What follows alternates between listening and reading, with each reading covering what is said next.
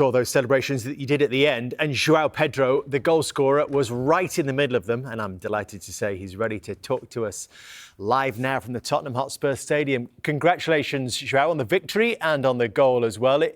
Judging by the celebrations, that one meant a lot to you and your teammates tonight.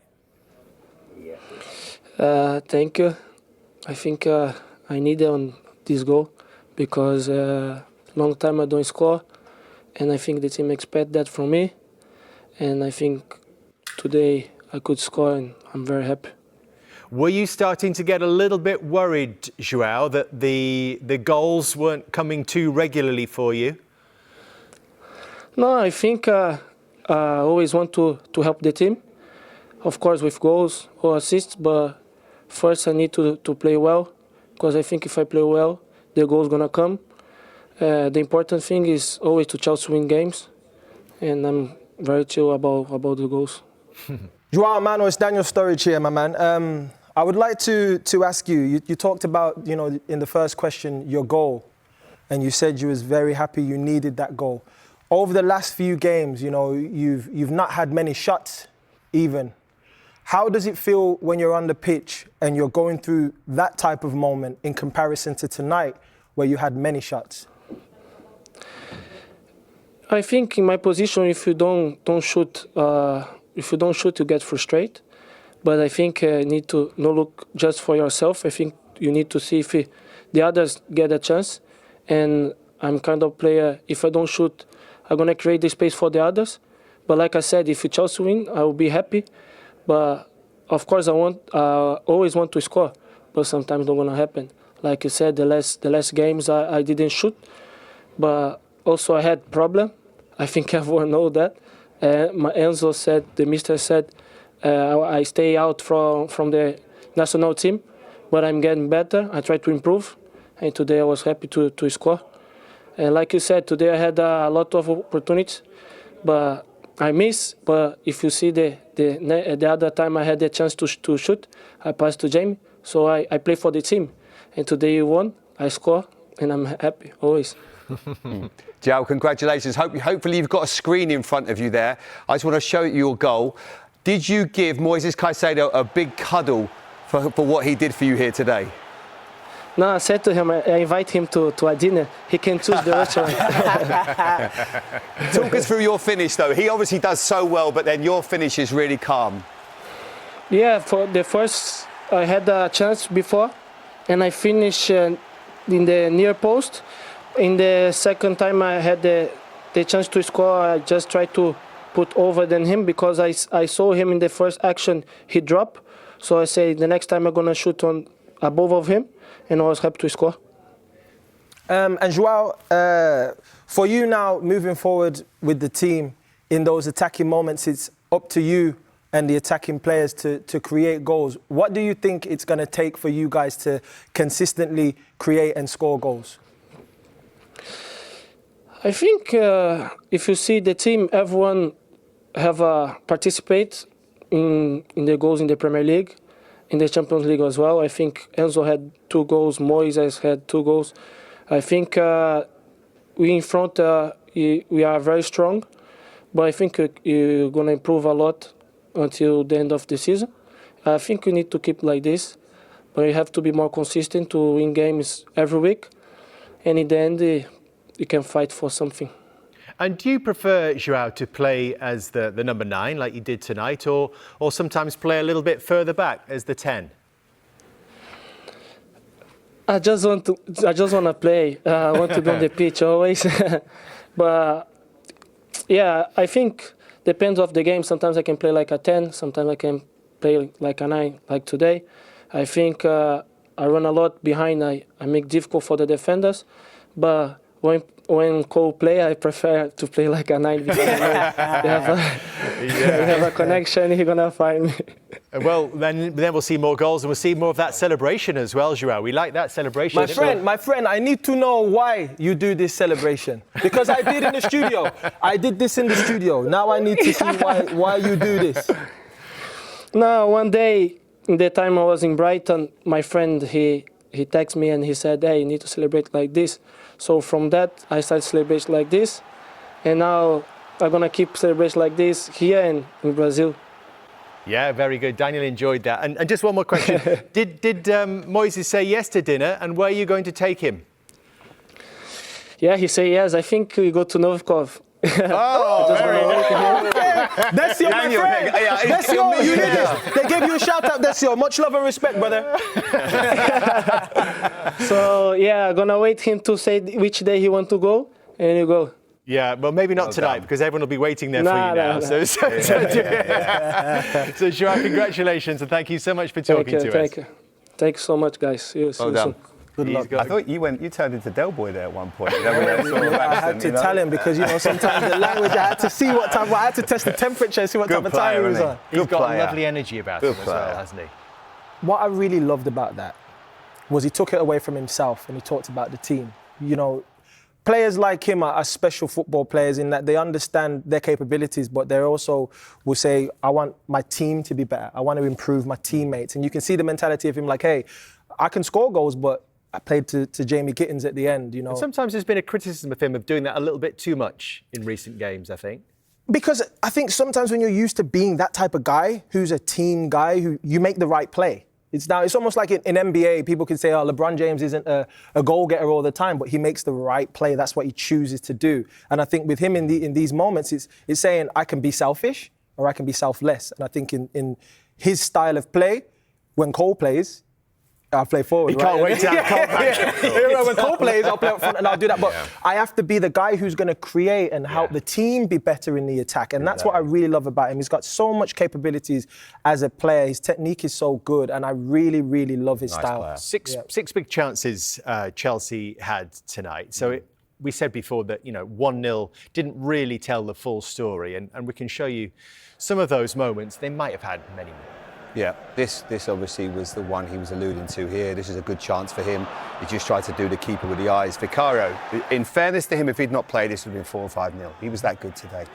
Yeah. And he kept his team in the game, and they were hoping for that one moment. That's a really good piece of forward play there, just getting across Kevin Danso. This is another one. This is a great opportunity for them. I think this is the one when he slides him in, isn't it? Can't quite. Yeah, I think this is remember. a Jamie Gittins chance. This one, and that's what he's talking about, being, not being selfish, helping other players. He does really could have hit that with his left foot. He doesn't. Jamie Gittins obviously just leans back a little bit, but lots of good moments, especially for him. And I feel the fact that they got a red card, didn't they, to Liam Delap this week. I bet the manager, because he's been playing with an injury, he's been hardly trained, he's been on limited minutes because of the injuries he's had, and he just shows you need him, Daniel. That was a big chance for him. If I'm him, I'm going home thinking I should have had a hattie tonight. Yeah, of course. It's like some of those chances, you're like, man, if I could have had that one back. But it shows you he's in the right position. But we see how quickly he's become so important for Chelsea. And yes, because Liam Delap picked up an injury because they let Nicholas Jackson leave. But he's the guy. He's the man, and he's going to have to step up and give the team what they need, which is goals, creativity, which he's doing. But this is the first week. Today we've seen that he's had a lot of shots in one match. He struggled to even have shots or, be in moments to be able to do that. And I think as an attacker, it's important for your team to give you opportunities to be able to help the team win games. And right now he's the bona fide main man. There's not any pressure on him. Of course, Liam's out. So when Liam gets back, it will be intriguing to see whether the manager will go with both of them, whether he will drop João Pedro back, because as he said, he's flexible and he can go in any position. And they create a lot of chances, didn't they? If you look at Enzo Fernandez, the opportunities that he gets into, the good spaces that he gets into, and then you add into the mix, obviously, Cole Palmer, and you can see the smile on his face when he's thinking, when he comes back, because he sees the game differently. Everything slows down when he has the ball, and he plays the right pass at the right weight. So they've got a lot of qualities. Esteval as well is going to be a sensational player. So if you look at the chances, Garnacho was a bit critical before the game. He did some nice bits today as well. So I think from their perspective, they'll be delighted. There's a big 3 points for them today, and they're right in the mix. I think lastly as well, clean sheet. Defensively, last week there was question marks. Yeah. There was question marks in the Sunderland game. You've conceded that goal late on. Today they were professional. The experience, they were communicating with each other. They were ensuring that they go home. Because Spurs had moments towards the end. It looked like, the tide's changing a little bit here. I didn't see that. I didn't see a little bit. Come on, we're not going to make out like they were just out there running around. I think that, for me, Chelsea's defence, they'll leave now thinking, okay, we got to build on this now, clean sheet. Let's hear from the Chelsea manager at this point, because this was quite a significant victory for him as well. Enzo Maresca now with Patrick Davison. Well, Enzo, resilient, tough, organised. Was that a Chelsea performance that had almost everything? Yeah, it was a good performance for sure. To come in this stadium against this team in this moment where they look very, very good, you need this kind of performance to get the 3 points. How key was your out of possession work? How brave did you have to be with your press to give them the problems that you did? Yeah, I think you have to be brave on the ball and off the ball. For sure, off the ball we were very, very good, but also on the ball we create many chances. And I think off the ball, even 2 games ago against Liverpool, I think the team was top of the ball. So just we won. We are very happy for us, for the fans, that it's a big derby, and we move on. So how do you get the consistency now? You mentioned that Liverpool game, brilliant. You had the low a couple of weeks later of Sunderland, then the high of this day. Is that just a young team? Is that just the Premier League? How do you explain that? Yeah, I can't explain because I don't have the solution. When I don't know things, I prefer to say I don't know. I don't know if it's one thing or the other thing. For sure, in the moment that we are able to be to become consistency. Consistent, yeah, that'll do. I think we can be more close to the top.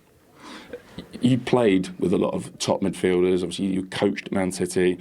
Moises Caicedo, key to the goal, key to the win today. How good is he? He's top. He's in this moment. I think him with Rodri, they are the 2 best defensive midfielder probably in the world.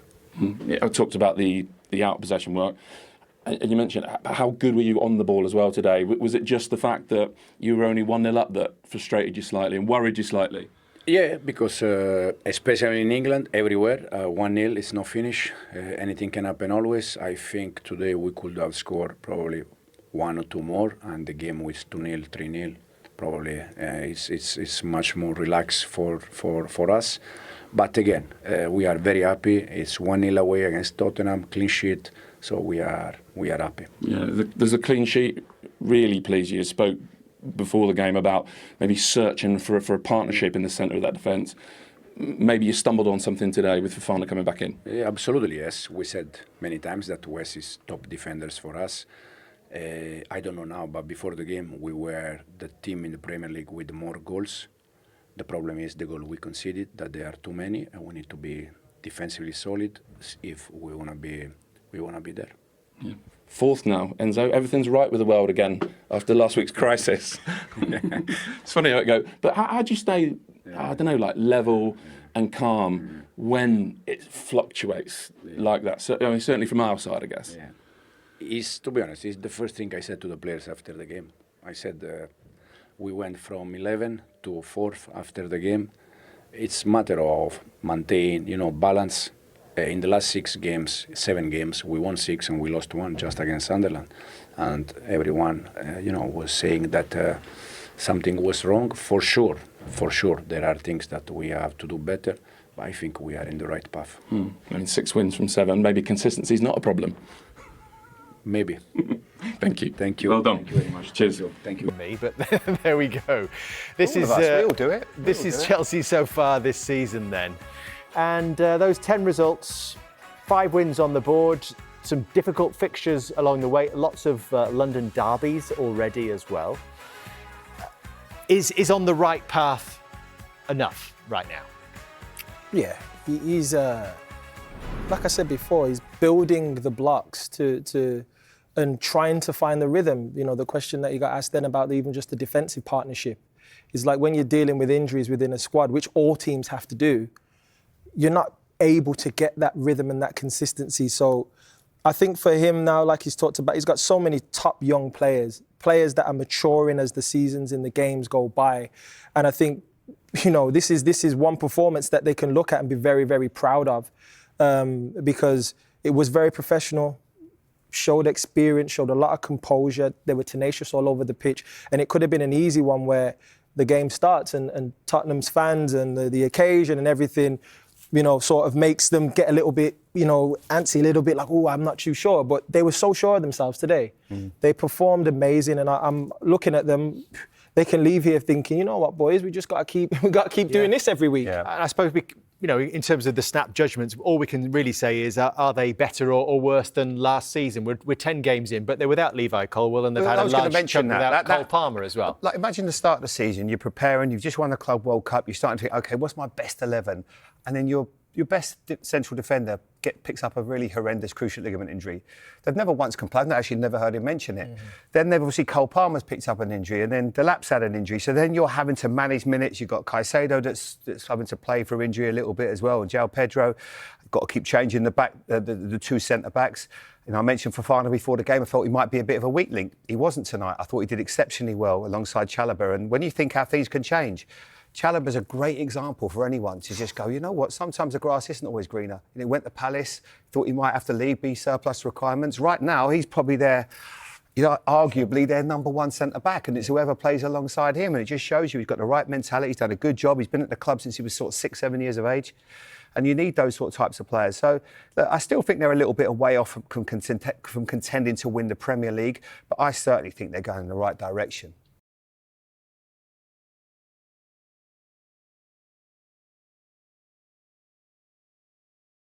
It's ended up being a really frustrating one. How did you see it? What did you make of it?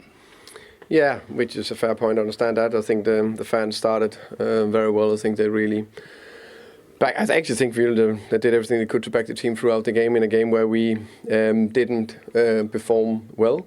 We met a Chelsea team that was better than us on the day.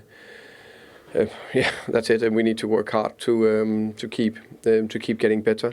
I would say clearly we couldn't match their energy and intensity. I think that was part of it today, unfortunately.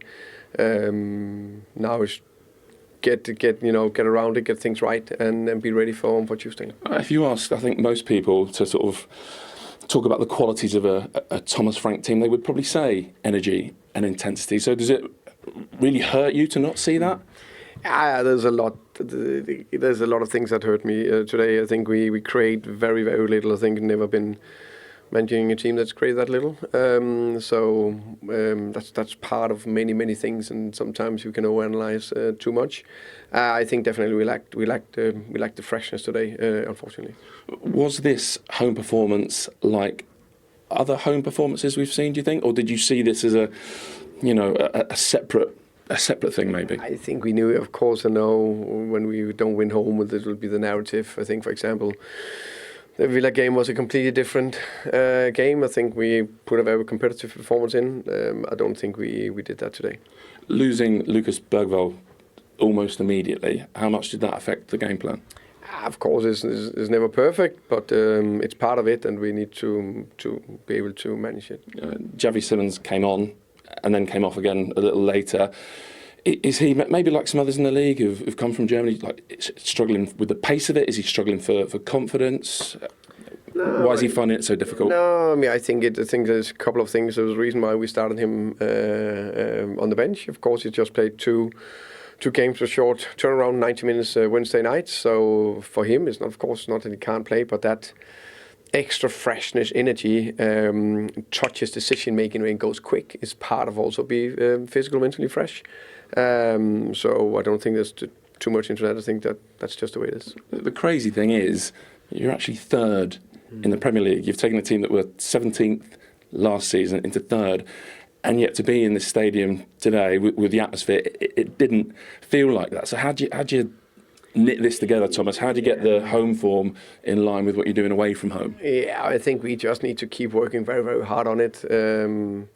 No doubt about that. I think it's clearly we are building something that need to add a lot of things, but there's something that's very good today. Unfortunately, it was not good, and we are very, very, how can you say, irritated and frustrated about that. But we just need to get head down and work and continue working. In time, are you really confident that you can build a team that not just wins, but that this group of supporters really enjoy watching? Yeah, I'm not in doubt. Thank you. Welcome. We've seen from Spurs tonight, and this continues their miserable form at home over the last 12 months, in which West Ham are the only side of those Premier League teams who've picked up fewer points at home, not including, of course, the three newly promoted sides. These are the ever-presents. 3 wins in the last 12 months. Manchester United, Southampton, and this season the only one is Burnley. Is this got to be the biggest priority for Thomas Frank as he tries to win the affection of Spurs fans at the start of his reign? Yeah, and that's why I felt this was the one. This actually would be one where they maybe fall in love with him, because it hasn't been an easy marriage so far. They've struggled, certainly at home, and that's what you need to get the manager and the fans together to embrace what you're trying to achieve. Away from home, the away fans probably love him. They think he's amazing. Look at the football we're playing. We're scoring, beating Everton 3-0. At home, it's been a different story.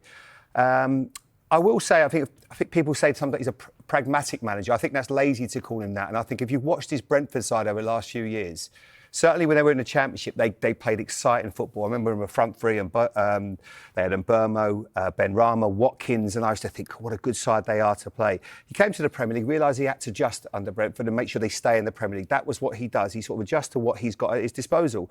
Right now, Tottenham last year couldn't win a home game. They were so wide open. It was exciting at times, but it was also chaotic. So he's thinking, how can I get the best out of this side? He's playing, and a lot of fans probably don't like it. They're going with Paulina and Bentancur as a defensive shield in front of that back four to protect them, to make sure they're not too wide open. The problem is then, going forward, what have you got? You've got no Solanke, your best centre forward.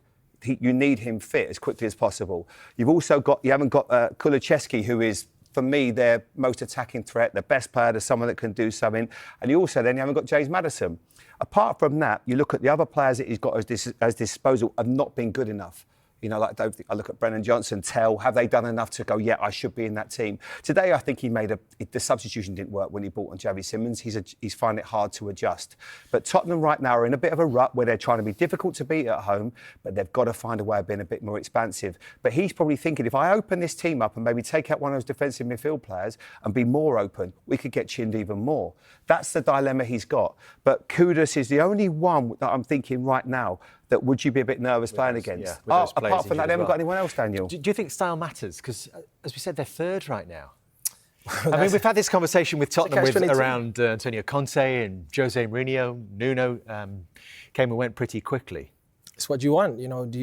Tonight, we can say, cool, it didn't work, but they're third in the Premier League. So do you want results or do you want to look good on the pitch? Do you want to lose 4-3 like Postecoglou did, or do you want to lose 1-0 without laying a glove on Chelsea? And that's it. I think they've brought a manager in who's been brilliant in the Premier League. He's come into a club where, you know, last season they weren't great at all, and he's managed to get results with them so far.